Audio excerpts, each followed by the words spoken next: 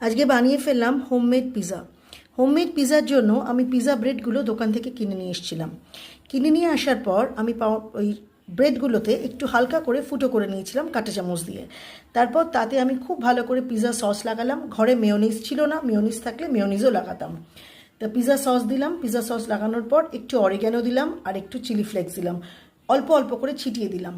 তার উপরে ক্যাপসিকাম, 3টে রঙের ক্যাপসিকাম, লাল, হলুদ, সবুজ ক্যাপসিকাম দিলাম। আর পেঁয়াজও দিলাম একই রকমভাবে কেটে, ত্রিকোণ ত্রিকোণ করে কেটে।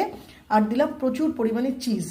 দেওয়ার পরে একটা তাওয়া একটুখানি হালকা গরম হওয়ার পর এটাকে প্লেন দিয়ে দিলাম, পিৎজাটাকে বসিয়ে দিলাম তাওয়ার উপর, চাপা দিয়ে দিলাম। 5 থেকে 7 মিনিট মতো হতে দিলাম, যতক্ষণ না পিৎজার এই চিজগুলো গলে যায়। যখন গলে গেল তারপর নামিয়ে নিলাম। নামিয়ে কেটে নিলাম, সুন্দর করে সার্ভ করলাম। সবাই বললো বাড়িতে খুব ভালো হয়েছে। আপনারাও এভাবে একবার ট্রাই করে দেখবেন, আশা করি আপনাদেরও ভালো লাগবে। আর আমাকে কিন্তু কমেন্টসে অবশ্যই করে